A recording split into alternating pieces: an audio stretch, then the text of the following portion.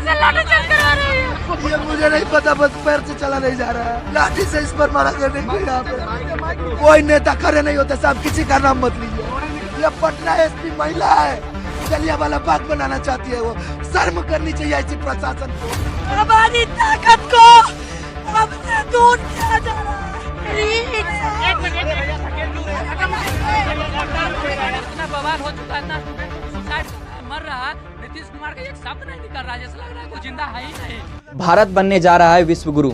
हमारे भारत को विश्व गुरु के स्थान पर विराजित करे।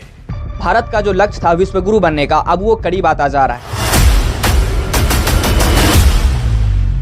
और भारत के विश्व गुरु बनने की शुरुआत बिहार से हो गई है।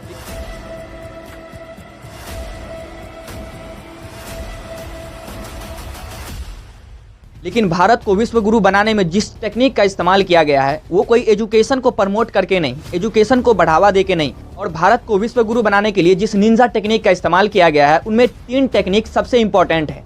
पहला पुलिस के द्वारा लाठीचार्ज, दूसरा री एग्जाम और तीसरा एग्जाम कैंसिल। इन 3 टेक्निक का इस्तेमाल करके हमारा भारत पूरी दुनिया में विश्व गुरु बनने जा रहा है।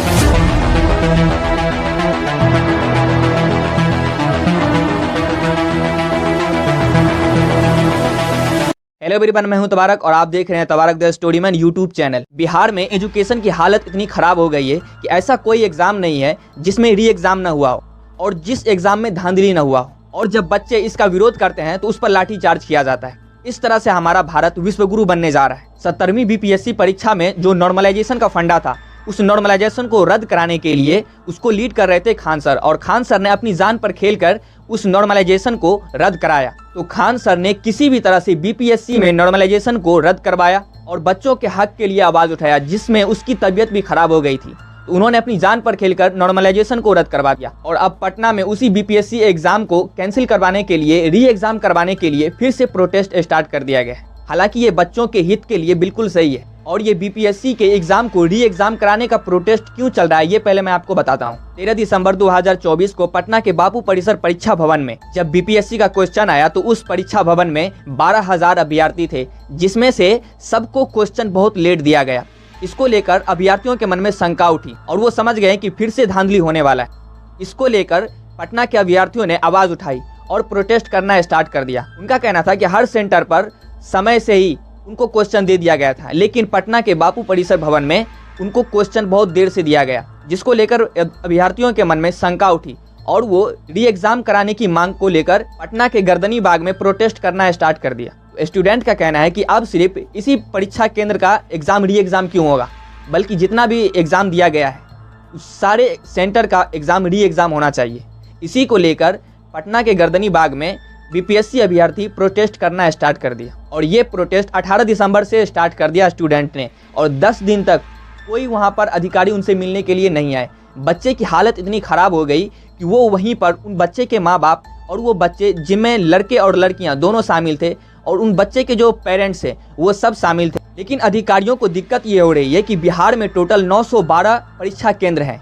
अब 912 परीक्षा केंद्र का एग्जाम री एग्जाम कराना उनको बहुत बड़ी प्रॉब्लम लग रही है। लेकिन एक एग्जाम सेंटर पर जो धांधली हुआ है उसमें टोटल 12,000 अभ्यर्थी हैं। अब 12,000 अभ्यर्थियों में से कितने लोग ऐसे होंगे, हो सकता है जो एसडीएम बन जाए, उन सब का भविष्य बर्बाद हो जाएगा अगर ऐसा नहीं हुआ तो। और इसी प्रोटेस्ट में एक सोनू नाम का लड़का था जो पढ़ने में बहुत तेज था, वो खान सर का स्टूडेंट था, और उसकी इसी प्रोटेस्ट में लड़ते लड़ते जान चली गई।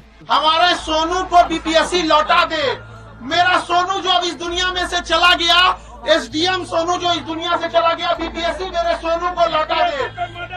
बीपीएससी पर इसका हत्या का केस बनना चाहिए कि नहीं बनना चाहिए। और 10 दिन प्रोटेस्ट करते करते जब अधिकारी उनके पास नहीं आए, कोई भी लीडर उनके पास नहीं आया उनकी बातों को आगे पहुंचाने के लिए, तो बच्चे वहां से उठकर बीपीएससी आयोग के गेट के सामने जाकर प्रोटेस्ट करने लगे। और बच्चे जैसे वहां पर जाकर बैठने लगे, पुलिस ने लाठी से उनको पीट पीट कर मारना स्टार्ट कर दिया, उन पर लाठी चार्ज कर दिया। अब जिस देश में एजुकेशन की ये हालत हो, वो देश विश्व गुरु कैसे बन सकता है? विश्व गुरु बनने के लिए एजुकेशन पर कंट्रोल करना होता है, एजुकेशन पे टैक्स को कम करना होता है, एजुकेशन को प्रमोट करना होता है, एजुकेशन को बढ़ाना होता है। आप देखेंगे साल में जितना भी एग्जाम होता है, चाहे आप एसएससी का ले लें, सीजीएल का ले लें, अब तो बीपीएससी में भी धांधली होना स्टार्ट हो गया। ऐसा कोई एग्जाम नहीं होगा जो बिना धांधली के, बिना री एग्जाम के वो एग्जाम सफल हो जाए।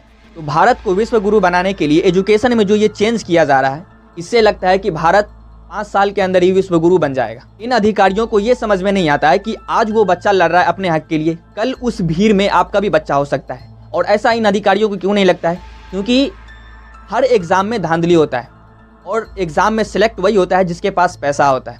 और पैसा किसके पास होगा? जिसका पहले से ऊपर बैठा हुआ है।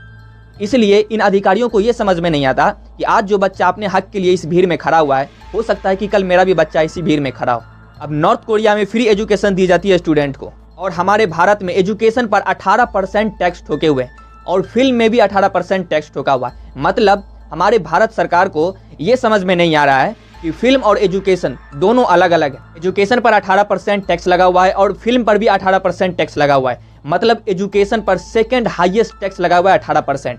जिस देश में एजुकेशन पे 18% जीएसटी ठोक के बैठे हैं, वित्त मंत्री कितना जीएसटी लगाई है? 18%। सेकेंड हाईएस्ट टैक्स लगा है एजुकेशन पर, सेकेंड हाईएस्ट टैक्स एजुकेशन पे। अब मोदी जी कहते हैं घर घर शिक्षा की ज्योति जलेगी। हाँ, मसाल जलेगा। अब इतना टैक्स को लेकर भारत विश्व गुरु कैसे बन सकता है? सोनू जिसने डिप्रेशन में आकर सुसाइड कर लिया, वो फ्यूचर का एसडीएम बनने वाला था। अब जिस देश में, जिस राज्य में इतना होनहार स्टूडेंट जो सुसाइड कर लेता है डिप्रेशन में आकर, उस राज्य की क्या स्थिति होगी आगे? वो क्या विश्व गुरु बन पाएगा? और ये सब पता है क्यों हो रहा है? इन सब के पीछे एक ही कारण है, और वो है एजुकेशन। ये पार्लियामेंट में जितने पॉलिटिक्स बैठे हुए हैं ना, पॉलीगेमी करते हैं लोगों के, स्टूडेंट के साथ, उन सब की एक ही प्रॉब्लम है कि सब अनएजुकेटेड है। किसी के पास एजुकेशन नहीं है। क्योंकि अगर एजुकेटेड मैन रहते तो उनको एजुकेशन का इंपॉर्टेंस समझ में आता। ये सारे के सारे अनएजुकेटेड हैं। लेकिन हमारे भारत में जितने पॉलिटिशियन हैं, इन्हें एजुकेशन का महत्व ही नहीं पता है। एजुकेशन क्या होता है इन्हें पता ही नहीं है। इन्हें सिर्फ अनुभव हो गया है। ये सुन सुन कर इन्हें याद हो गया है कि कैसे क्या करना है। मैं गारंटी के साथ कहता हूँ कि भारत में ये पार्लियामेंट में जितने भी कुछ को छोड़कर जितने भी ये पॉलिटिशियन बैठते हैं ना, नेता, इनको एसएससी के किसी स्टूडेंट के सामने बैठा दिया जाए तो 5 मिनट में वो कुर्सी छोड़ देंगे। इतनी नॉलेज नहीं है इनमें। और भारत की शिक्षा व्यवस्था को बर्बाद करके रख दिया है। स्टूडेंट मर जा रहा है, सुसाइड कर ले रहा है, किसी को कोई परवाह नहीं है। और इन्हें ये नहीं पता है कि हम स्टूडेंट हैं, अगर हम बना सकते हैं तो बिगाड़ भी सकते हैं। आज आपने हमारा भविष्य बर्बाद किया है, आज आपने हमारा फ्यूचर खराब किया है। इसी 25 में अब आपका फ्यूचर आने वाला है, अब आपका भविष्य आने वाला है। अब हम तय करेंगे कि आप ऊपर जाएंगे या नीचे। आपने हमें अपना रिजल्ट दिखा दिया, अब आपका रिजल्ट 2025 में हम दिखाएंगे कि आप कहां जाने वाले हैं। हमें बचपन से ये पढ़ाया गया है कि अगर अपने हक के लिए आवाज उठाना है तो आर्टिकल 19 के ए में आप अपनी बातों को रख सकते हैं। हमें ये भी पढ़ाया गया है कि नागरिकों का मौलिक अधिकार आर्टिकल 12 से 35 में दिया गया है, जिसमें आपको मौलिक अधिकार दिया गया है। और हमें शांतिपूर्ण इकट्ठा होने का भी अधिकार दिया गया है आर्टिकल 19 से 22 में। तो हमें तो बचपन से ये पढ़ाया गया है, तो हम इसी को फॉलो करके अपनी बातों को सरकार तक रखने की कोशिश करते हैं। तो हमें तो यही लगता है कि ये सारे आर्टिकल हमें अपने हक की आज़ादी के लिए लड़ने के लिए, अपनी बातों को रखने के लिए दिया गया है। लेकिन ये अधिकारी हमें ये बताते हैं कि ये सब कुछ नहीं है, ये सब महज एक संविधान के कागज़ में लिखा हुआ कोई वर्ड है जिसका रियल लाइफ में कोई इस्तेमाल नहीं होता। फिल्म का डिस्क्लेमर लिखा होता है ना ऊपर से, इसका वास्तविक जीवन से कोई संबंध नहीं है।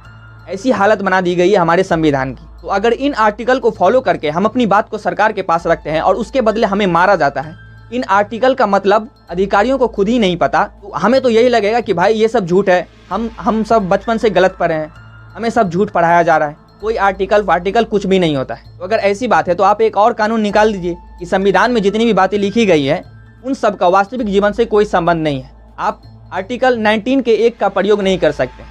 अगर आप करेंगे तो आप पर लाठी चार्ज किया जाएगा। आप आर्टिकल 12 से 35 का इस्तेमाल नहीं कर सकते। अगर आप पर करेंगे तो आपको मारा जाएगा।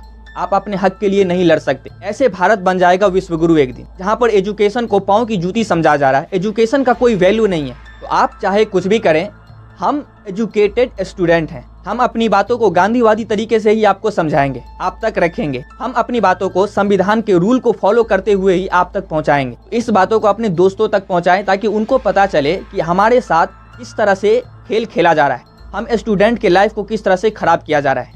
अब एजुकेशन में भी पॉलिटिक्स घुस गया है। अगर आपको ये वीडियो अच्छी लगती है तो वीडियो को लाइक करें और कमेंट करें और हमारे चैनल को सब्सक्राइब कर दें। उम्मीद है कि ये बात आपको समझ में आएगी। तब तक के लिए इतना ही, फिर मिलते हैं अगली वीडियो में।